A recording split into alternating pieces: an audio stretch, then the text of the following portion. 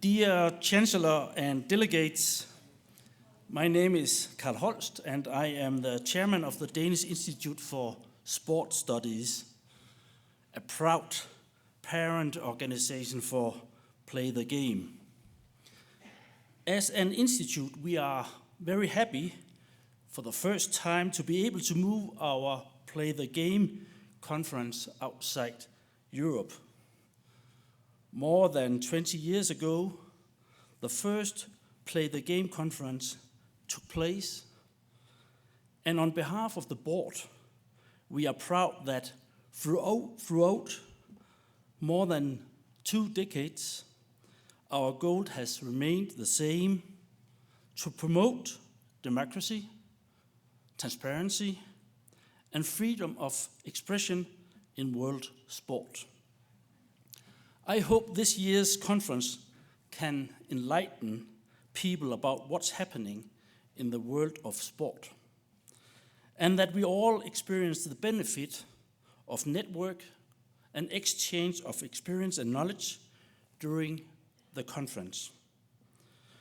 For me, one of many success goals for the next few days is that we all together will be even better to fight for our common goal for raising the ethical standards in sport. This conference is possible thanks to financial support from many people and organizations.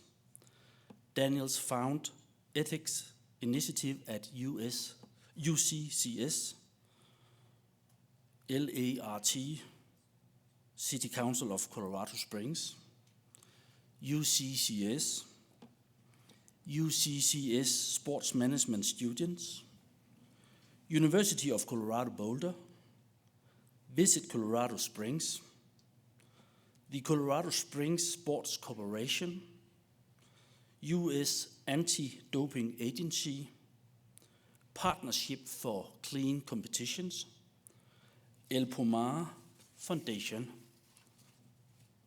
And from Denmark, the conference is supported by National Olympic Committee and Sport Confederation of Denmark, Team Denmark, National Elite Sports Institution, Anti-Doping Denmark, the Danish FA, Danish Journalist Union, Norwegian Journalist Union, Association of Danish Sports Journalists. And now I would like to give the word to Chancellor Venkat Reddy from the University of Colorado Springs. Dr. Venkat Reddy served as the Chancellor and Professor of Finance at the University of Colorado Springs. He received his PhD and MS degrees from Penn State. Prior to his appointment as Chancellor, he served as the Dean of the College of Business at UCCS. In his role as Chancellor, he works closely with the University of Colorado President's Office, the Board of Regents, and campus and community leaders in continuing the positive development of UCCS. Chancellor, the floor is yours. Welcome. And welcome, everybody.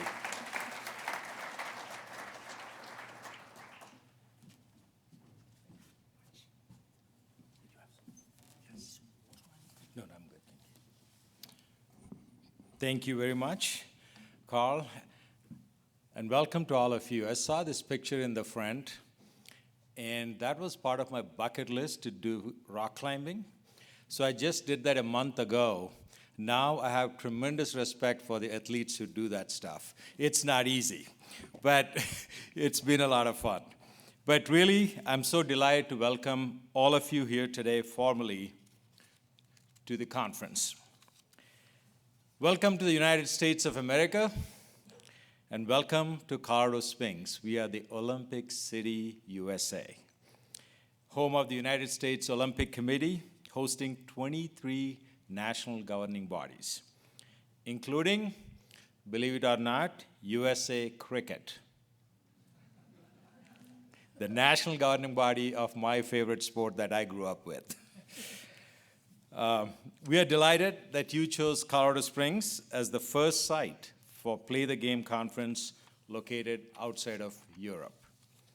We did our share of making sure that the weather outside is fantastic for you at this time of the year. But really, I'd like to thank International Director Andersen and Professor Spencer Harris, because their partnership really made this happen. Because I still remember talking to Spencer when this thing was about to take off, and there are lots of uncertainties. And I'm delighted to hear that you have a very good attendance for the conference. I do want to recognize our interim dean, Eric Olson. He's also a director of the sport management program in his past role and still continues to help out. I was the dean when we made the sport management program happen, because we felt the need was pretty great in our community, and our students are just tremendous. Also want to give out a shout out to our student athletes on our campus.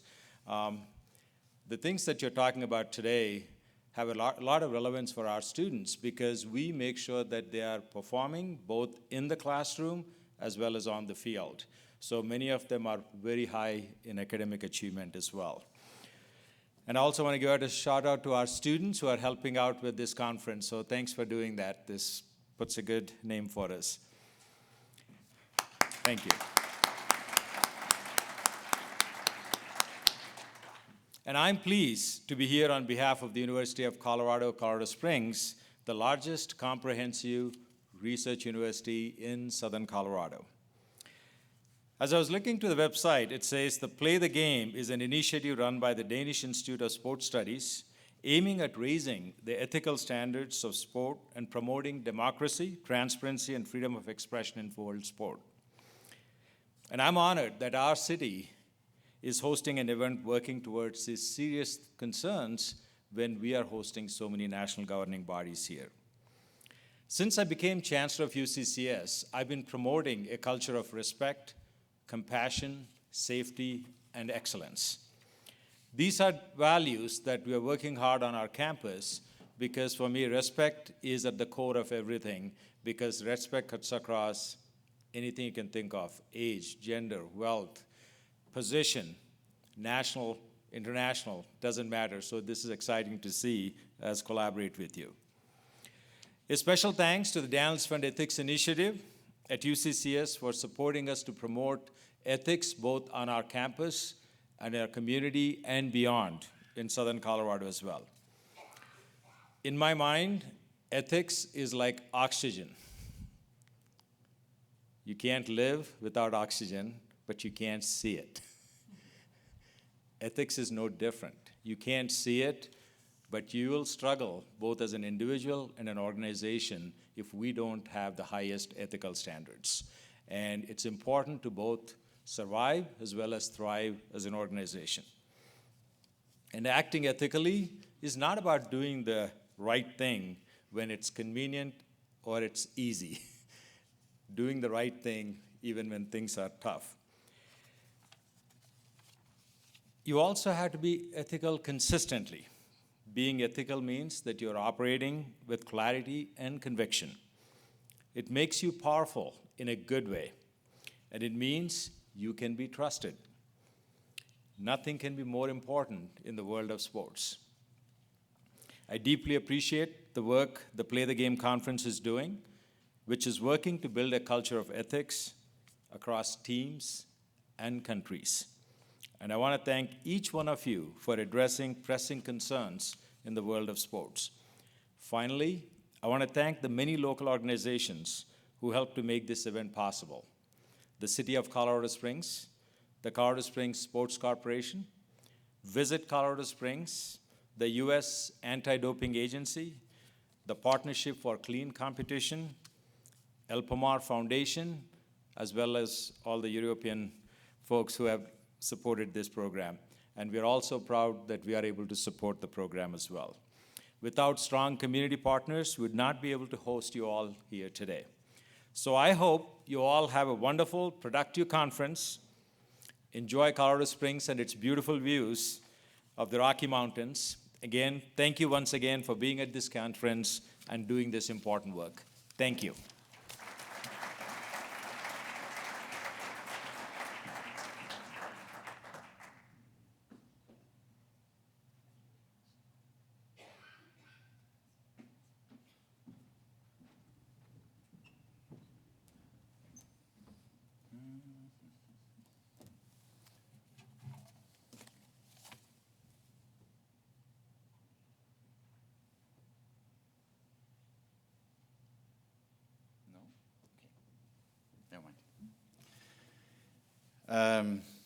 Welcome, ladies and gentlemen, Chancellor, distinguished guests, colleagues, and friends. As we are nearing an end of a decade, we will soon start looking back on what the past 10 years brought to our common lives in sport and beyond. Maybe it's an even better occasion to look forward.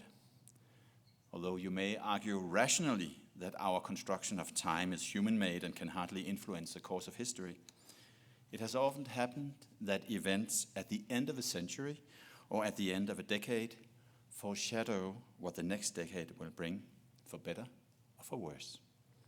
The French Revolution in 1789, the outbreak of the Second World War in 1939, the Chinese and Cuban revolutions, 49 and 59, the fall of the Berlin Wall in 89, and subsequent fall of certain empires.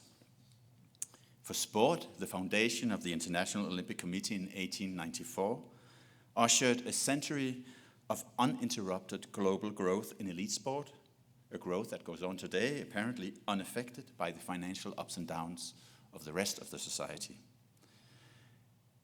But sports economic and political growth came at the cost of integrity and ethics. At the end of the 20th century, the combined corruption and doping scandals in Olympic sport led to the creation of WADA in 1999. And without comparison, of course, to the timid start of Play the Game at a conference in 1997. The creation of WADA as a joint venture for Olympic sport and world governments proved, with, if I may paraphrase Winston Churchill, not to be the beginning of the end, nor maybe even the end of the beginning of a greater awareness of the integrity challenges to sport. Challenges that we have certainly not overcome yet, and that's why we are gathered here today, this week. And what do we then see from our common position in 2019 in the altitude and clear air of Colorado Springs on a bright October day? What meets the eye when we look back and when we try to look forward? Most likely we all see different things, so I will speak for Play the Game only. Looking back, we see a decade that brought fundamental change to sport. In the years up to 2010, Play the Game and the whistleblowers, investigative journalists, critical researchers, and other independent minds that gathered at our conferences, like yourselves, were largely dismissed by the sports movement and ignored by governments. In one of my rare meetings with the top executive of the IOC, he told me frankly that we and our speakers were, quote, negative people who tried to build a career by criticizing the good work of sport.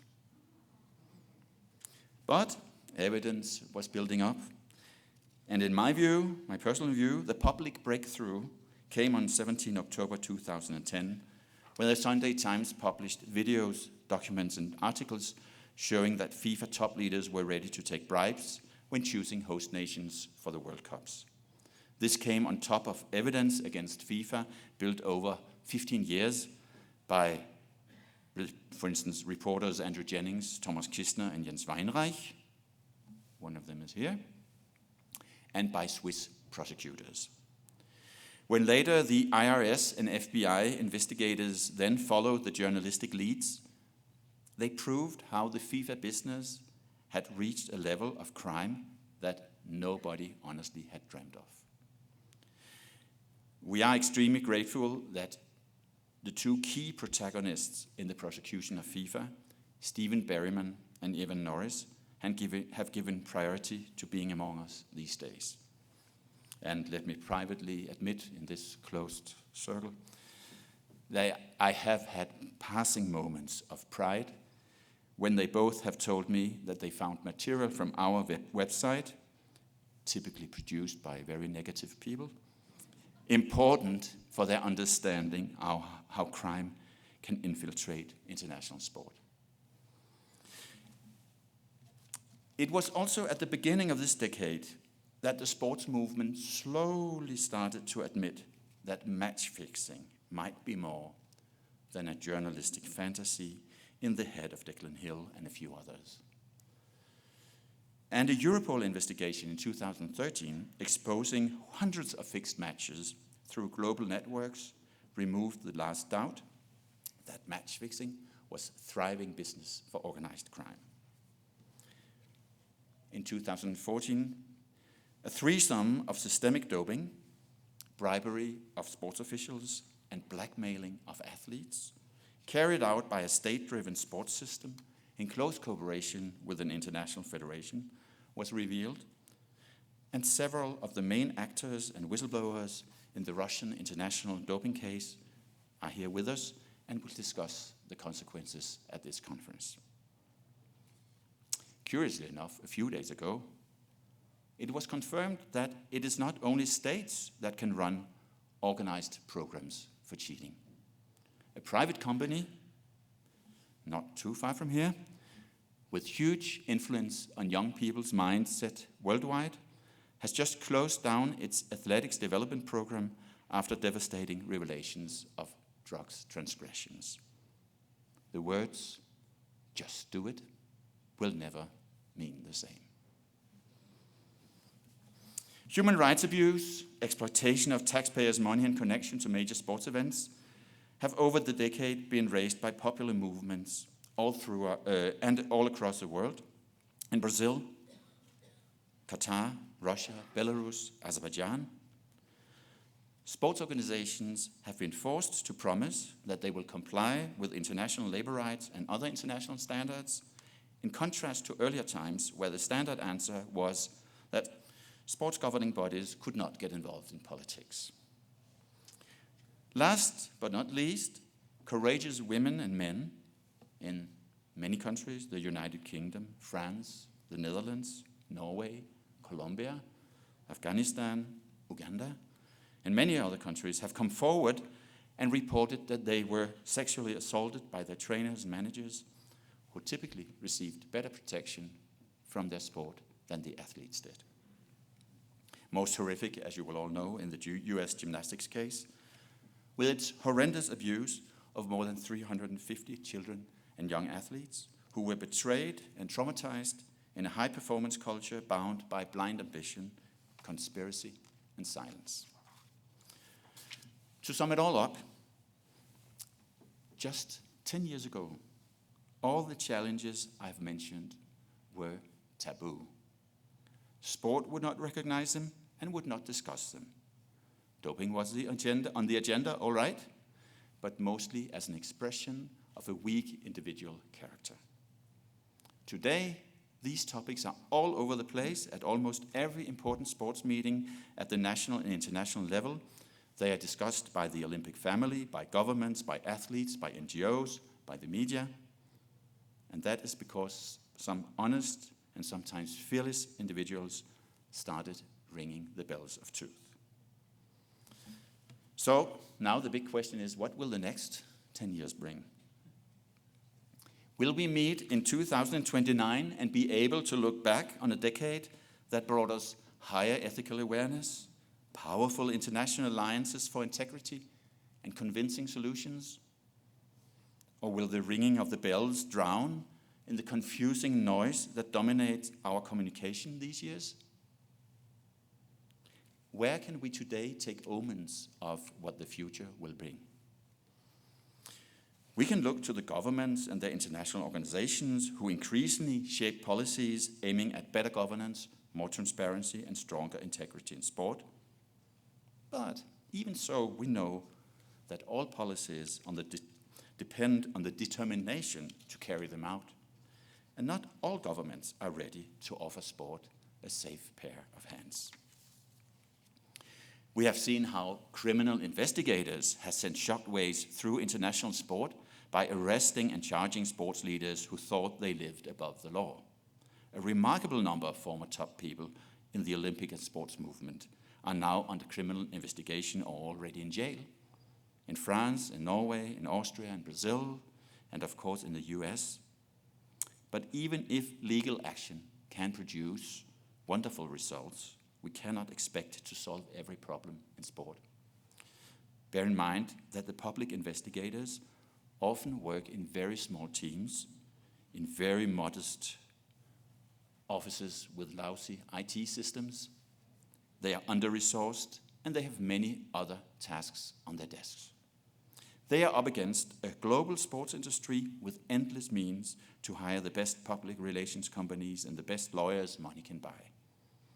And in contrast to the prosecutors, the criminal elements in sport have no bureaucratic or legal obstacles that will constantly hinder the international cooperation. But what about the sports organizations themselves? Haven't they all, over the past 4 or 5 years, sworn allegiance to good governance, sustainability, human rights, gender equality, and all good causes in the world? Indeed, they have. And I'm sure that there are thousands of decent people working in these organizations who sincerely wish to fulfill these promises and remove the clouds of suspicion that meet them every single day outside their workplace. Play the Game has, through our Sports Governance Observer Survey, noted that improvements do, in fact, happen in international sport. But they come at a speed where it will take generations before the governance standards and the actual behavior of international sport leaders will be able to convince the public that an era of corruption and self-serving management is over. Ladies and gentlemen, if we look for events at the end of this decade that bode well for the future, I think they are right before our eyes. In the past 3 years, individual athletes and teams have started raising their voices as never before. They have been reacting when they felt let down by sports authorities in the wake of doping and sexual abuse scandals. They have been organizing for better pay and working conditions, and equal pay. And they have reacted to social injustice, hoping that their personal fame and credibility would help inspire change in society. Athlete engagement comes in various shapes and forms, but it is undeniable and hopefully irrevocable. It may have the potential to transform the world of sport. Athletes who speak up will face challenges, and they should. Athletes are not one and the same. There's more than one athlete voice. Athletes have different interests, sometimes conflicting interests. They have different views of the world and different opinions. Like the rest of us, who, by the way, are also athletes, even if not very achieved ones. All athletes who speak up must accept to be challenged, but they do not deserve to be discredited by their own organizations who largely build their legitimacy on a perceived democracy, embracing millions of individual athletes' voters. Instead of reacting with suspicion and resistance, the Olympic family should welcome their athlete members to engage and organize exactly as they find best. Governments, too, should take advantage of athlete activism, especially democratically elected governments. I don't think we can confirm that all governments at any time welcome athletes speaking up. Not even in this country, which should be great enough to embrace different opinions. Allow me to share a piece of news with you. Play the Game will, in cooperation with 4 European universities and 3 athlete organizations, receive a €250,000 grant over the next 3 years to develop models for a project called Strengthening Athlete Power in Sport. We have initiated this project because we favor athlete participation in decision-making, but also realize that it's complex. It's a domain rich in dilemmas and questions that you will also find under scrutiny at this conference, for instance. Who has the right to speak for athletes? Who has the right to represent athletes? How can athletes best be involved in decision-making? Who will speak for the millions of athletes in grassroots sport? Which responsibilities will come with improved rights? We do not pretend to have the answers, but we will seek broad consultancy and hopefully get advice from many of you in this room in order to develop new avenues for athlete power. In the next 3.5 days, Play the Game embarks on its American dream. We were from the outside worried about whether people would come all the way to Colorado Springs to help us live this dream far from our traditional European strongholds. So we are really, really thankful to each one of you who have chosen to come here, and we are thankful to the University of Colorado, Colorado Springs, and the many local partners and Danish sports organizations whose generous support has made it possible to hold our first conference in the USA. We wish to come here to honor the inspiration that American authorities and athletes have rendered many times at peak moments of crisis in international sport throughout Play the Game's existence. In crucial moments, Americans acted when the Europeans discussed. When the Salt Lake City scandal, for instance, threatened to make the Olympic movement fall apart, US Congress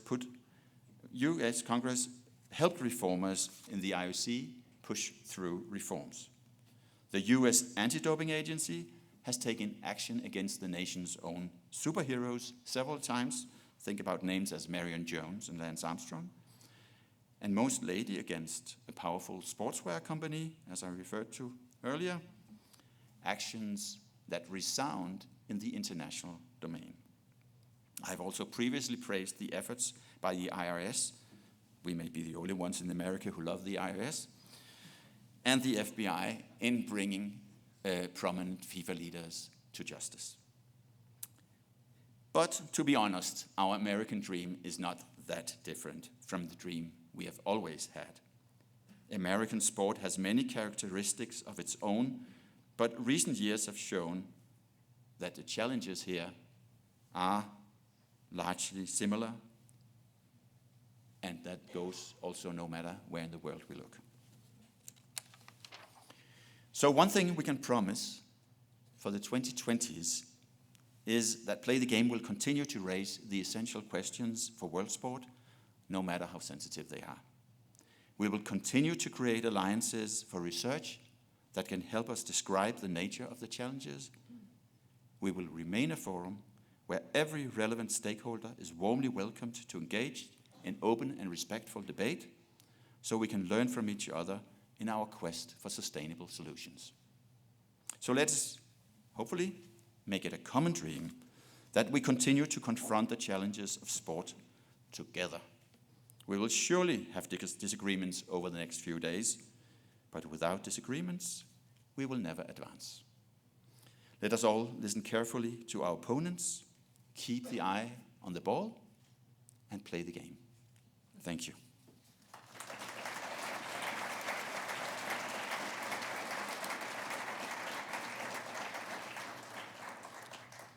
And now for something completely different, as Monty Python says, and yet not. 4 years ago in my opening speech, some of you will remember, I turned on Skype for a short conversation that left a big emotional impact on the audience. On the screen, we met Yuliya and Vitaly Stepanov, who spoke to us while hiding in a car because nobody should see where they were, and traveling to our conference in Denmark was out of the question. 2 years ago, at the end of our conference in Eindhoven in the Netherlands, Yuliya and Vitaly appeared via Skype again, this time to receive our Play the Game award, together with a German investigative journalist, Hyperandrogenism, who could be there to receive the award in person. Yuliya and Vitaly are still prevented from leaving the US. So you can imagine how grateful we are that we could come here to meet these two people in person, two people whose immense personal courage and sacrifice has been fundamental for uncovering the most far-reaching international doping scandal so far. Yuliya and Vitaly, please come.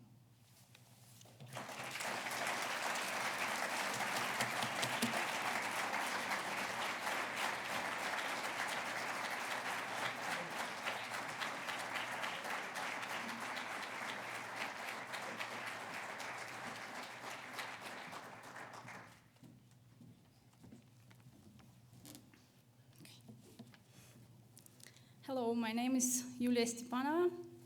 I, my husband, and our son Robert, we are Russian whistleblowers that help to expose cheating in Russian sports. Thank you very much for inviting us to speak to you. I would like to begin by apologizing about my past. Unfortunately, I cannot change my past.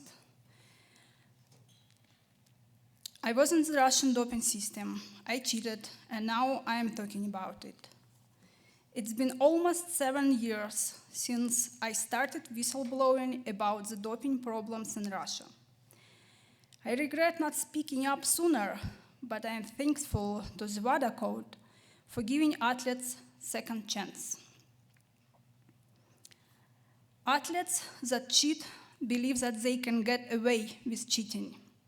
In my situation, this belief was put in my head by the people that surrounded me: Russian coaches, Russian sport officials, Russian police officers, Russian athletes. Coaches and sport officials were telling me that athletes from all countries dope, and doping is a hidden part of athletics. Well, their belief came from somewhere. Most likely from the fact that they were able to get away with cheating in the past. So, those that run and govern sports, please stop making deals that allow to cover up doping use and make adults believe that they can get away with cheating. And then, younger generations of athletes will stop hearing that cheating is the only way to the top. In my case, there was no way to escape the system if you wanted to compete internationally. The whole system needed to be changed, as there was simply no level playing field and no real competition and middle distance running in Russia. The top Russian athletes officials were selecting up to 5 athletes in each running event that were untouchable and could dope through the preparation process and during the national championships. The Russian Ministry of Sports made sure that Russian Anti-Doping Agency and Russian Anti-Doping Lab allowed doping for the chosen ones. Only the existence of an ethical system that follows rules could have prevented me from doping. The Russian athletics did not have it when I was a part of the doping system. We could never imagine that we would get this far in raising our concerns about the doping situation in Russia. We were not able to find much support inside of Russia, but we were happy to see that most Russian sports officials were not right. Not every country's goal is to cover up doping use of athletes of their own country. In fact, rules do matter, and ethics matters in sports. Thank you very much to Play the Game conference for recognizing our efforts. 2 years ago, we were honored to receive Play the Game award from you. We are glad that the situation in Russia is being discussed globally, and we feel that the fight is still not over yet, and we are thanking you for your support. The best part for us over the past few years was to learn that there are people that care about fair competition. We just wish those people were louder and stronger, because clean athletes need to see it and feel it. Thank you.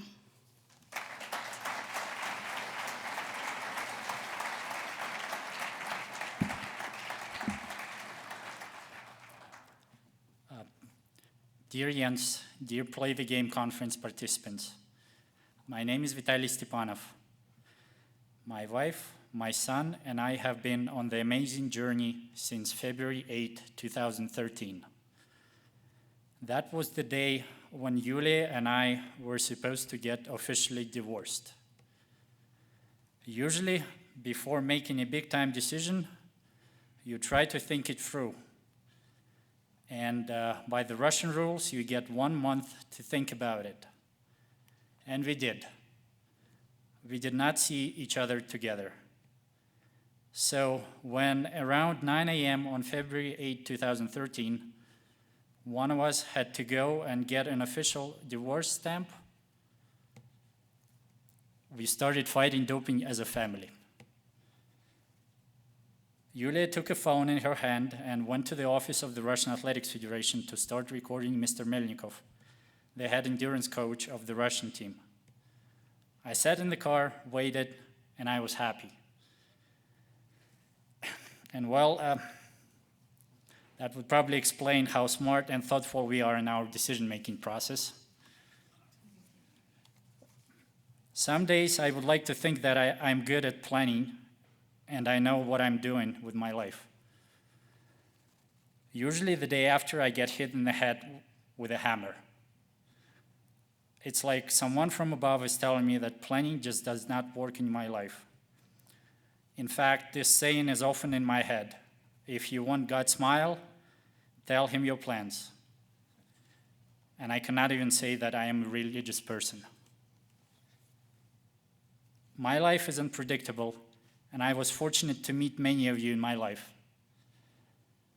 I do not see you as someone American, Russian, Irish, English, German, Canadian, Norwegian, New Zealander. I do not even know what Jens's nationality is. I just know that I'm comfortable enough here around you to spill my guts and sound stupid. Many of you helped my family and I so much that the least I can do is to show you who I really am, and that possibly you made a mistake. When I was 15, I came to the United States. I started going to high school here. I knew very little English, and I hated studying. But I loved playing sports. I wasn't good at it, but I loved it. So I ran, played football, soccer, and swam. My communication language was a sport language. I couldn't have a logical conversation or a proper monologue, kind of like now, but I still connected with teenagers my age, and that's how I've learned that you can communicate through sports. I sat in my classes from 8 a.m. to 3 p.m., and all I was waiting for is for sports practice or a game to begin. In my soccer team, I was called the Russian Rocket, like a famous Russian hockey player at the time, Pavel Bure. It took me some years to realize that, my teammates were likely making fun of me because I wasn't fast or good at soccer. As my first year, I mostly sat on the bench during games. But I still loved it, and I loved being a part of my Central Catholic high school team. I do not know when exactly I started loving the Olympic Games. I continue dreaming that one day I may become an Olympian. Since I'm still officially Russian, that may be problematic. Anyways, I will never be an Olympian, but I believe in Olympic values and ideals because I just do. And I really do not like people that try to destroy those values and ideals. So I do not like those that try to cheat their way to the Olympic glory. If my actions helped in any way talented, honest, clean athletes from around the world, I'm satisfied. I believe that as one of the very few ideas that unite us as a whole, the Olympic values and ideals should be fought for. And if it means going against corrupt people with messed up priorities from the country where I was born, I'll do it any day. Thank you to all of you for coming to discuss difficult topics that sports face. Be critical, but also provide solutions. And good luck trying to unite people behind those solutions, because many of you here are just as stubborn as I am, in a good way. Let's try to make sports better. And as a summary of my whistleblowing experience, I would say that 2/3, it is a positive experience, and 1/3, it is not so positive. I would like to thank everyone who has helped us in the past 5 years. You made it all worthwhile. We didn't expect it, but we really appreciate it. I mean, some of you one day decided to start a fundraiser for us so we can start a new life and I can finish my education. Thank you. I finished my bachelor's degree and I received my master's degree in management and leadership. Unfortunately, I fear that my speech writing skills did not really improve. But your motivation and willingness to help us forced me to do something I thought I could never do. Thank you and enjoy the conference.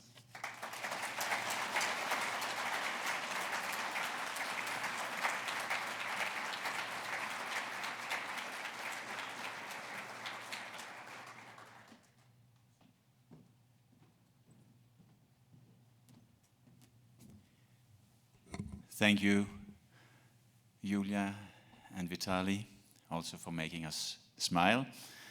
There will be plenty of opportunities during this conference to ask you questions, to contact you. You will be around for much of the time, as far as I know. Vitaly is also very helpful as a driver for the conference, because we cannot here, like in other countries, for instance, ask students to drive, because insurance questions are simply impossible to overcome. So Vitaly is a man with many tasks here, and thank you for that. We will also have a short question and answer session before the coffee break, but first I would like to introduce you to a man many of you will already know. He was one of the main faces of the international anti-doping fight for, as he has just told me, 14 winters. I don't know if that means it didn't work during summertime. There seems to have been some flaws in the anti-doping work at least, but maybe not only in summer times. But now he is the chair of a new and very, very interesting unit, the Athletics Integrity Unit, which is established as part of the much-needed reforms of the IAAF, the International Amateur Athletics Federation, or they have changed name, haven't they? Yes. Yeah, never mind. IAAF, easier to say. Given the situation in athletics, that seems to, like many other sports, be able to produce new challenges almost every week. I think that David Howman has his hands full. Wouldn't that be right to say?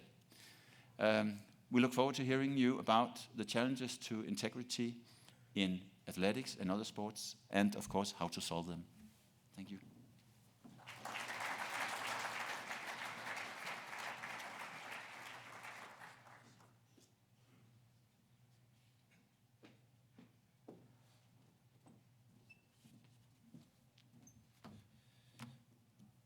Kia ora tātou, tēnā koutou katoa.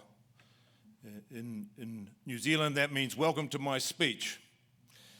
Here, it probably doesn't. In September 2010, as a result of experiences that we had had in anti-doping, notably from partnerships with law enforcement and discussions with the betting industry, and at the suggestion of then WADA President John Fahey, I wrote to the IOC suggesting that issues of sport integrity might usefully be addressed globally by debating a model similar to WADA. We offered to assist in the exploration of such a project and indicated that it would have support, both from law enforcement and the betting industry, provided there were government backing and commitment. No reply.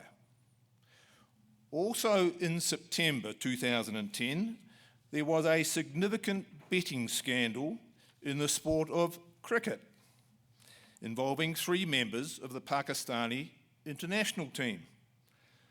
This was seen as a scandal, and one that would affect cricket's chances of becoming an Olympic sport. IOC member Sir Craig Reddy was quoted as saying that the scandal was not helpful and that the Olympic movement would be wary of getting involved with a sport that has these kinds of problems. Remember, 2010. How wary has the IOC been for sports within the Olympic movement with scandals and these kinds of problems? Perhaps one could start with football, but there is a long list. Boxing, to me, appears to be the only sport that the IOC has openly addressed. In 2011, I addressed the European Parliament along with my friend Declan Hill. He was far better than I was in terms of his address. I don't know if any of you were there, but he came from right back at the end of the arena talking about something, everyone with their face toward the front, and anyway, he was a great showman. What we said to the European Parliament was that the attack against integrity in sport had advanced in the areas of illegal betting, bribery and corruption. Further, we informed the Parliament that WADA's information was clear that those involved in distributing steroids were the same bad guys as those fixing matches and had links with organised crime.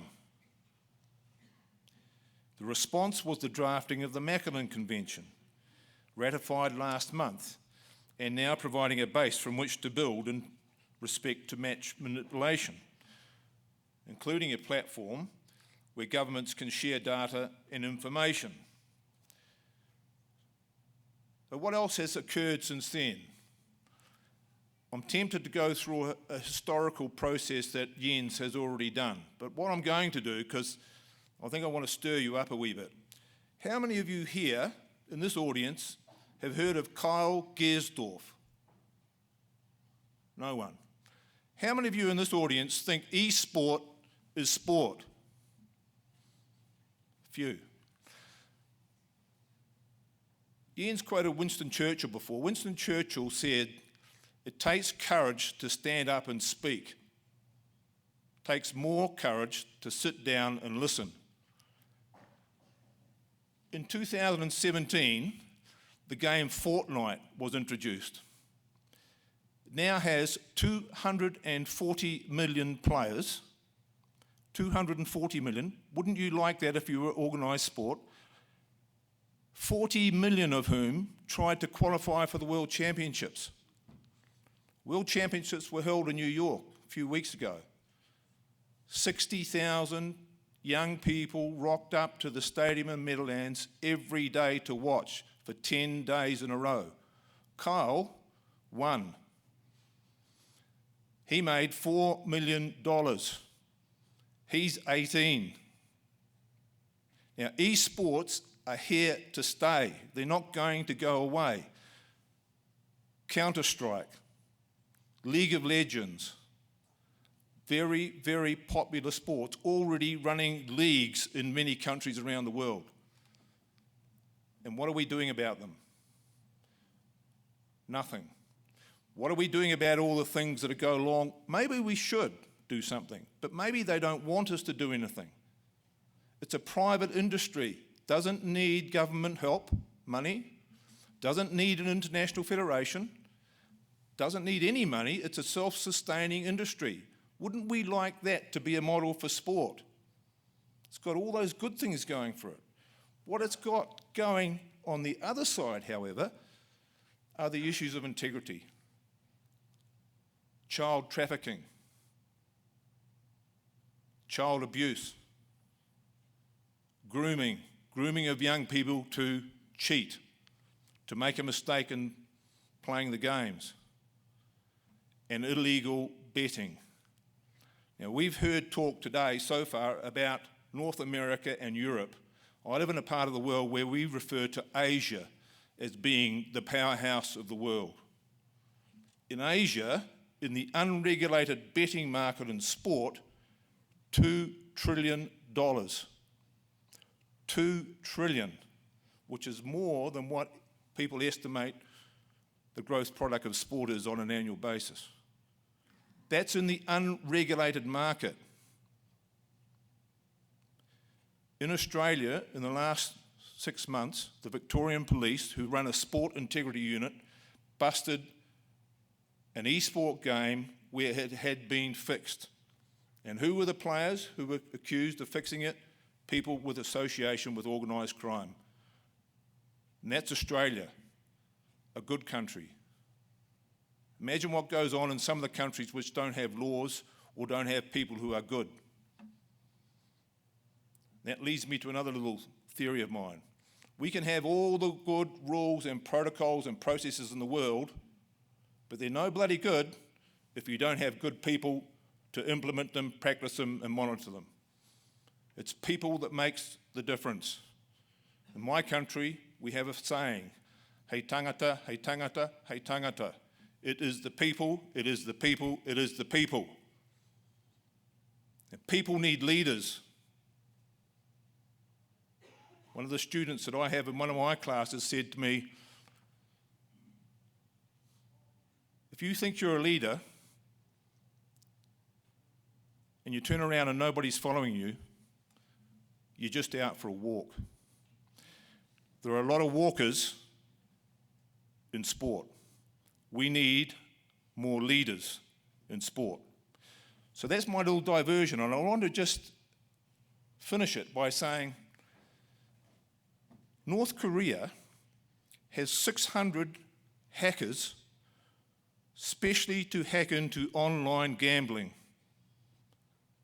for money laundering. In 2017, North Korea made $680 billion by changing the North Korean currency into American country through online hacking into gambling. Now, I'm not making this up. Those of you who read, and I know most of you don't nowadays, I suppose, but there was a very good report written by the Asian Racing Federation. I'm honest about this reading stuff. You know, we get all these reports, don't we? 200, 300 pages, and people go for the executive summary and maybe read the first 2 paragraphs, nothing more, think they know it all. When I was a kid, we were taught at law school to read everything because you find stuff in the words that you have in the background, and people are not doing that. I read the decision the other day that came down in the case that Jens referred to, 142 pages.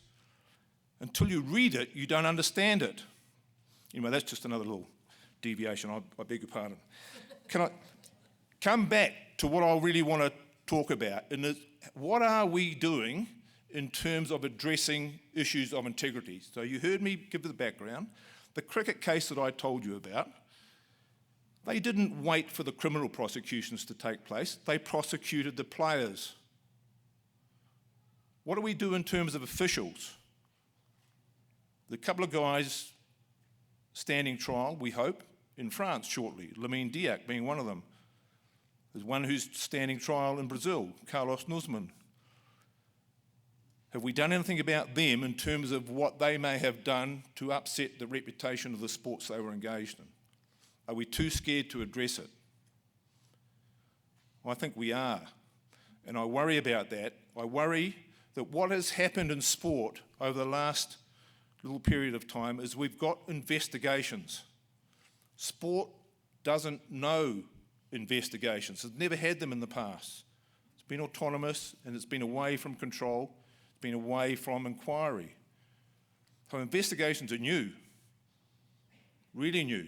And I should, while I think about it, give a big shout out to Jack Robertson, who lives in this country, not far from here, who was a very good investigator at WADA and helped, I know, with Vitaly when he first came to us.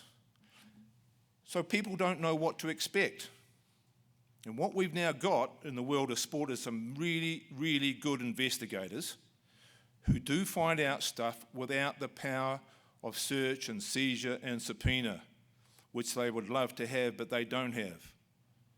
So the little body that I look after, the Athletics Integrity Unit, we have power to address every breach of every rule in the sport of track and field, apart from the rules that pertain on the field of play.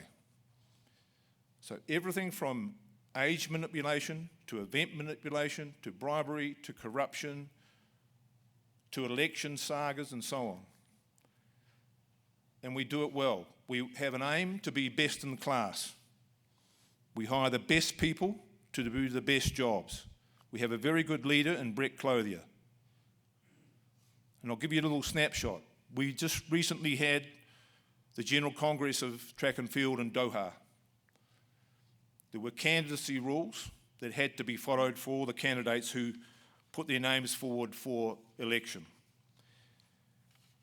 Before the election, the night before, the leader or the head of the oversight group for the election process received a complaint that one of the rules had been broken by a candidate.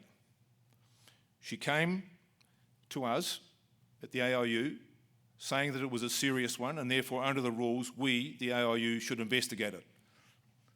At 5 o'clock the night before the election, one of our investigators, along with one of our lawyers, and this is a good thing to do, have your lawyer work alongside the investigator so you don't do too much investigation, you get what is needed for the law to be imposed, went to the person who had been alleged to have broken the rules, got a statement, went and interviewed witnesses, got statements, went back to the alleged perpetrator, asked for comments on the statements they had received. He gave a second response, prepared a notice of charge, organised the head of the tribunal to be available at 8 o'clock in the morning, went with the charge, got it proved, got a provisional suspension of the candidate who was then taken off the voting papers. That's what I call efficient, effective, and expert. That's what we need in other sports. That's what we need in terms of integrity when we're dealing with issues that come up on a regular basis. What we don't have is that. What we do have is people saying, if you've been alleged to have committed a crime, we'll wait for the criminal process to take place before we do anything in our organisation. And I wonder whether that is wise when we've got people who were accused of doing things in relation to the Rio bid, accused of getting money from selling tickets in Rio. You might remember one of the IOC members being dragged out of bed and arrested by the Brazilian police at 3 o'clock in the morning. Still hasn't been dealt with. Why can't we deal with these things by ethics panels or ethics commissions or better, integrity units? Why don't others look at what track and field has done? Or do we all have to wait for a disaster before we look for change? And I just think with the lack of urgency and with a lack of commitment to adhere to the values that we all believe in, we're not heading in the direction that Jens, you would like us to.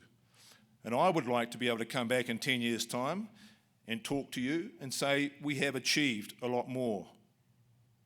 And in achieving, I would like to think that we would be addressing these issues at the officials level. Why do we spend so much time punishing athletes, being very strict, adhering to the rules, which is the right thing to do, but we don't do the same thing when it comes to officials? If we did, things would have happened quicker. So my challenge, that wasn't a solution. My challenge is to answer Vitaly and say, what is the solution to these sorts of issues? One of the solutions is to have good people with good leaders running integrity units where they do not have conflict of interest with the people that they're monitoring. It's relatively simple. Relatively simple. It's difficult for those in power to give up a little bit of control. And one of the things we have to confront in sport is too many people who want too much control. Let's share it around a wee bit. Let's have more women on boards. Let's have some alternative thinking. Let's have some more gender diversity and cultural diversity. And those are the sorts of things I think might make a difference as we go forward. I'd like to thank Play the Game for having me again. I'd like to thank all of you for coming, and I look forward to the discussion over the next few days. Me taki, thank you.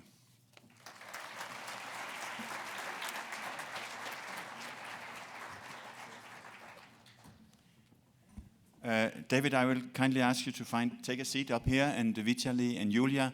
We have a few minutes. Do we have microphones that are ready to wander? Yes, there are. 2 microphones. Thank you. And while we are waiting for everybody to get seated, I take the privilege of asking the first question to David. What became of the idea of a global anti-corruption or global sports integrity body? Since you did not get an answer by then, maybe you should follow up and write a new letter. Well, I think the answer to that, Jens, is we're still seeking it. And what it needs is commitment of other sports to join in and form a coalition. All right. There's a question down there.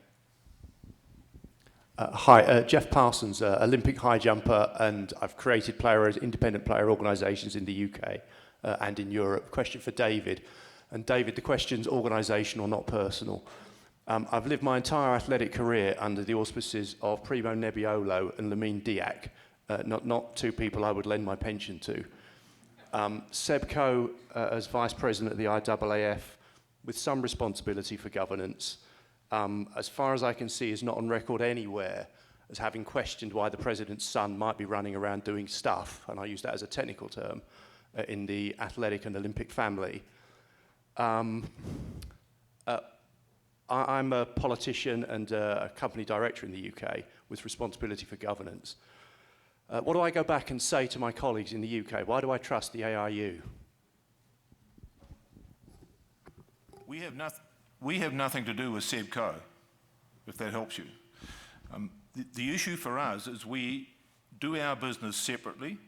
We undertake the work that we're entrusted with separately, and we undertake it to the best of our ability. We're a small team, 20 people at the present. We've got a budget of about $8 million. We've expanded our mandate by making a contract with the road running community so that all the road runners around the world are now subject to testing. The road running community pays for that. But otherwise we have to earn your respect. And I'm not going to sit here and say we're super great. We're 2 years old. We're taking baby steps. We're making headway in an area where headway needs to be made. We're the first international federation to fund a WADA-approved blood laboratory. We opened one in Nairobi. We're the first federation, I think, to operate an anti-doping program based entirely on data, intelligence. And we publish all the results of our cases. We're transparent. So those are the things that we rely on. It's up to us to earn your respect, not up to me to tell you why you should. But I think the results speak for themselves. Other questions? Here? Can we get a microphone? Yeah.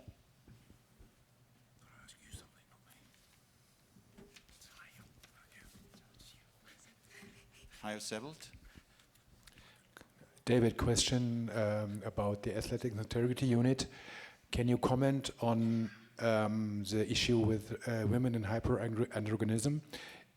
Since possibly a doctor from the IAAF is involved in that issue, is AIU also investigating in these cases?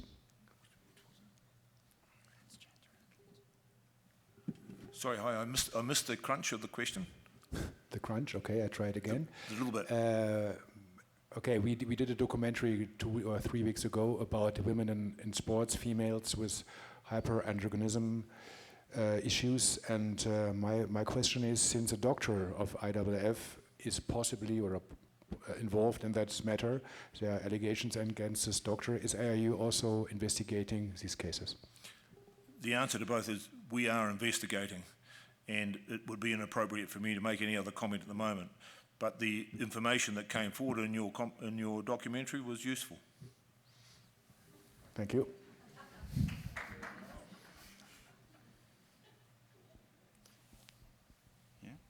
Hi, Norwegian Broadcasting Corporation. I have a question for Vitaly Stepanov.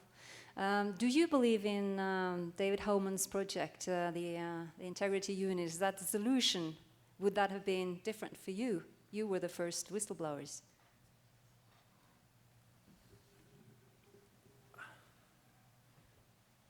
Yes, I do. And actually, I feel that in general, what the IAAF has been doing in the past 4 years has been, they are improving sports, and we like it. And even the fact that they are taking a stand, IAAF task force is taking a stand on the Russian doping and really trying to force the cultural change within Russian sports. One of only a few international federations who are doing that. I think that's great for global sports. There's a hand here. Yes, my name is Amelia Fouque. I'm from Canada, and I'm the president of the Sport Law Association of Canada. And my question is for David. David, I applaud. I find it's great what your project is about. But one thing that you mention is that there are huge conflicts at the head levels of the sport organization, and they might not be so open. And what I see is that there are a lot of middle-aged male persons that are in charge. And so what do you suggest? How are they going to change and accept that? How do you think that those people with conflict of interest that are in charge are going to change and accept organizations as yours? How do we make that change? How do we make that those people are not in conflict of interest? Thank you. That's a very good question, because you can't change culture overnight, and you need to have systems in place that are trusted and respected to be able to assist in change. I have a feeling that if others copied the integrity model that track and field has introduced, it might be helpful, because it creates an independent, transparent voice and an ability to monitor those who might be putting themselves forward with conflicts. Because one of the rules they have in World Athletics is you've got to declare all your conflicts before you're eligible for election. And so you have to look at the detail of the rules to make sure that they're there, and then you have to make sure that someone good monitoring them. So I get back to good people, and you need to have good people appointed to do these jobs. And we'll take the last question now. Hi, my name is Nikki, and I'm an Olympic swimmer and founder of Athlete Activist and Lex Athletica. My question is for Yuliya. are you in contact with any of your former teammates or the athletes in Russia? And do they have an understanding of how the system has failed them? Could they be pushing for change from within because of what has happened to them? I'm not in touch with any Russians because they when the doping scandal happened, they all say that I'm a liar, and they all go against me, and I don't speak with any of them after that.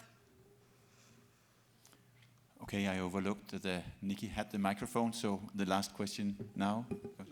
Yeah, Dikic from Serbia. For David, a question, because the title is Practical Eye.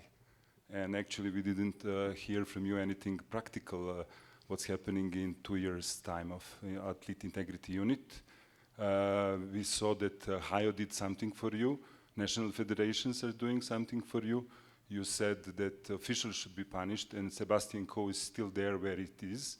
So somehow transgender athletes and hyperandrogenism athletes are there. And we didn't see your reaction, and 2 years is not a small time to do something regarding all of that. So is there any practical, outcome of work of Athlete Integrity Unit? And for Yuliya, just short question, what is the situation with your family in Russia? Okay, Yuliya first, and then... with my family, they live in another city very far from Moscow. And like, in Russia, it's like Moscow and other cities. They're very far from sport, and they kind of still living their lives like before. When only on the beginning, when the doping scandal happened, it was many journalists to attack them, but now, like, probably everyone forgot about us in Russia, and my family continue to live their normal life like before. Yeah, Vitaly told me it was one story with my mom when the doping scandal happened, and she worked at the hospital. She was a nurse. And her boss invited her in her room and started talk with my mom, like how you can raise such big traitor for our country. And yeah, my mom told me she had some problems on her job, and she changed her job. David, brief answer, if possible. No, thank you for the question.